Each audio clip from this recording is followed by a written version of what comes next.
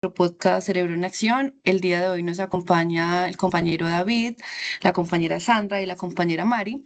En este episodio hablaremos sobre la relación entre el cerebro, los procesos cognitivos, las emociones, las funciones ejecutivas y el comportamiento humano. Para desarrollar esta reflexión utilizaremos una experiencia cercana a muchos estudiantes, la preparación y la presentación de un examen o trabajo académico. A partir de esta situación, analizaremos cómo intervienen la atención, la memoria, el aprendizaje, las emociones, la toma de decisiones y la autorregulación de la conducta. La psicobiología busca comprender la relación entre el funcionamiento del organismo y el comportamiento. Desde esta perspectiva, nuestras acciones no dependen únicamente de la voluntad, sino de la interacción entre el cerebro, los procesos mentales, las emociones, las experiencias previas y el contexto. A continuación, la compañera Mari nos hablará un poco sobre el cerebro y su comportamiento. Compañera Laura, muchas gracias. El cerebro y el comportamiento, teniendo en cuenta que el cerebro es el órgano principal del sistema nervioso y participa en la recepción, en la organización y en la interpretación de la información, también interviene en la planificación de respuestas, la regulación emocional, el aprendizaje y la interacción con el ambiente. Esto significa que el comportamiento humano tiene una base biológica, pero no puede explicarse solamente desde ella. La conducta también está influida por la historia de aprendizaje, las relaciones sociales, la cultura y las condiciones en las que vive cada persona. Por ejemplo, dos estudiantes pueden enfrentar el mismo examen, pero responder de manera diferente. Uno puede sentirse preparado y tranquilo, mientras que el otro puede experimentar ansiedad y dificultad para concentrarse. Aunque ambos poseen estructuras cerebrales semejantes, sus experiencias previas y la interpretación de la situación pueden producir respuestas distintas. Por eso, la psicobiología nos permite comprender que el comportamiento es el resultado de una relación dinámica entre cerebro, mente y ambiente. También la atención y la memoria son uno de los procesos, de los primeros procesos que intervienen en el estudio es la atención. La atención permite seleccionar la información relevante e ignorar estímulos que nos pueden distraer. En la vida universitaria, un ejemplo común es intentar estudiar mientras se revisan las redes sociales o respondemos mensajes. En este caso, la atención se divide y el estudiante puede tener dificultades para comprender y recordar la información. La atención también está relacionada con la motivación y con las emociones. Cuando un tema es interesante o importante para nosotros, es más fácil mantener la concentración. Sin embargo, una preocupación intensa puede ocupar nuestros recursos mentales y dificultar el desempeño. Otro proceso fundamental es la memoria. La memoria nos permite codificar, almacenar y recuperar información. Para recordar adecuadamente un concepto, primero es necesario atenderlo, comprenderlo y relacionarlo con conocimientos previos. Morgado plantea que aprendizaje y memoria están estrechamente vinculados, porque aprender implica adquirir nuevos conocimientos, nuevas habilidades o conductas, mientras que la memoria permite conservar y utilizar aquello que se ha aprendido. Un ejemplo es cuando un estudiante aprende una teoría psicológica y después la utiliza para analizar una situación y allí está demostrando que la información no solo fue memorizada, sino que esta también fue comprendida y es aplicada. Seguidamente nuestro compañero David nos va a explicar emociones y cognición. Muchas gracias, Mari. Muy buenas noches para todos. Hablando de emociones y cognición, debemos hablar que las emociones también cumplen una función importante en el comportamiento. No son elementos separados del pensamiento, sino procesos que se pueden influir en la atención, la memoria, la motivación y la toma de decisiones. Joseph Ledoux estudió la relación entre los sistemas emocionales y el cerebro. Sus aportes permiten comprender que ante una situación considerada amenazante, el organismo puede activar respuestas emocionales que preparan a la persona para actuar. Por ejemplo, antes de una exposición, un estudiante puede experimentar aumento de la frecuencia cardíaca, tensión muscular o preocupación. Esta respuesta puede ser útil si ayuda a prepararse y mantenerse alerta. Sin embargo, Cuando la ansiedad es muy intensa, puede interferir con la atención y la memoria de trabajo. Ledoux también explica que la experiencia consciente de una emoción se relaciona con la manera en que la información amenazante llega a los sistemas cognitivos. Esto muestra que emoción y cognición mantienen una relación compleja y permanente.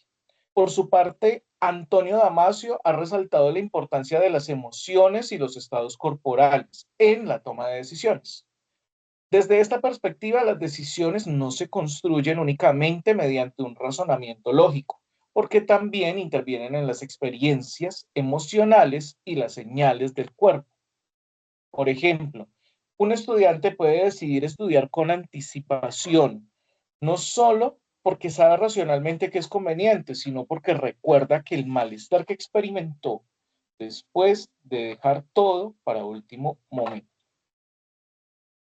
También hablamos de las funciones ejecutivas. Además de la atención, la memoria y las emociones, en esta situación intervienen las funciones ejecutivas.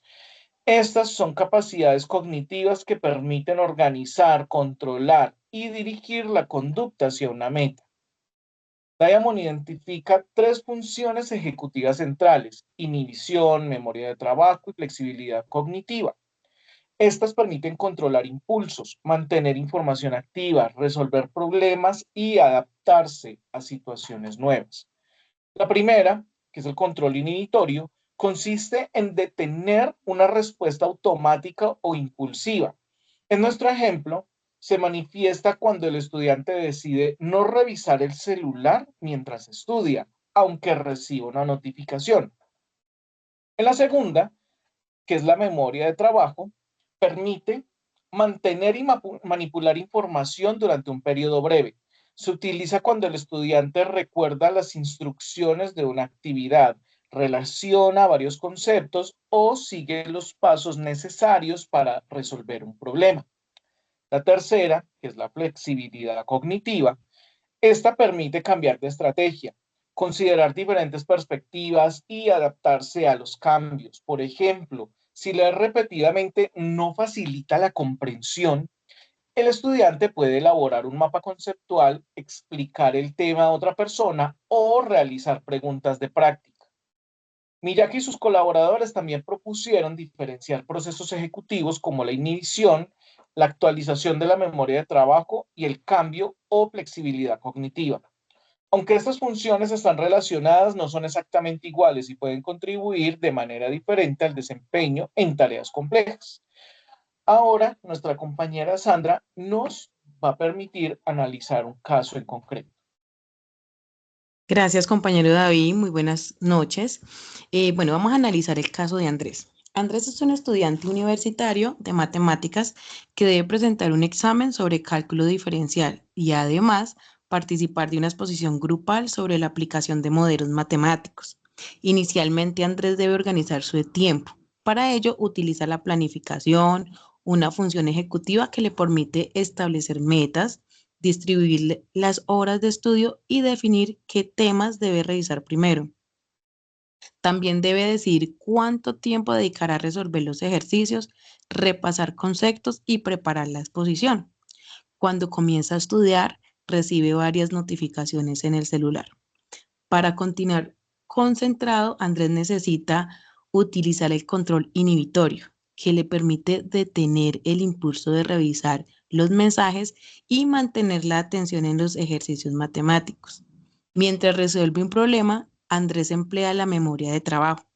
Necesita mantener presente los datos del ejercicio, recordar las fórmulas, seguir varios pasos y relacionar los procedimientos con conocimientos aprendidos anteriormente. Por ejemplo, para resolver una derivada, debe identificar la función, recordar la regla correspondiente, realizar las operaciones necesarias y verificar si el resultado es coherente. Todas estas acciones requieren mantener y manipular información de manera temporal. En determinado momento, Andrés se encuentra con un problema que no puede resolver utilizando el procedimiento habitual. En esta situación, utiliza la flexibilidad cognitiva porque debe cambiar la estrategia. revisar el enunciado desde otra perspectiva o utilizar un método diferente en lugar de abandonar el ejercicio. Puede representar el problema gráficamente, buscar una relación entre sus elementos o consultar un ejemplo semejante. La flexibilidad cognitiva le permite adaptarse y encontrar nuevas alternativas de solución. Durante la preparación del examen, Andrés también puede llegar a experimentar emociones. Puede sentir ansiedad, frustración o inseguridad cuando no obtiene el resultado esperado. Estas emociones pueden afectar su concentración y ocupar parte de su memoria de trabajo. Sin embargo, si reconoce lo que está sintiendo y aplica la estrategia de regulación, como hacer una pausa, respirar lentamente o dividir el problema en pasos más pequeños, puede recuperar el control de la situación.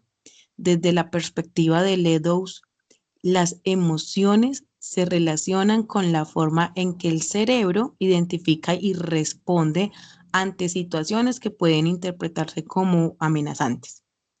En el caso de Andrés, el examen puede ser percibido como una amenaza cuando él piensa que puede llegar a cometer un error y necesariamente va a fracasar. También intervienen las ideas de Damasio, porque las emociones y las señales corporales influyen en la toma de decisiones. Andrés puede recordar el malestar que sintió en un examen anterior por no haber estudiado lo suficiente con anticipación. Esa experiencia emocional puede motivarlo a organizar mejor su preparación actual.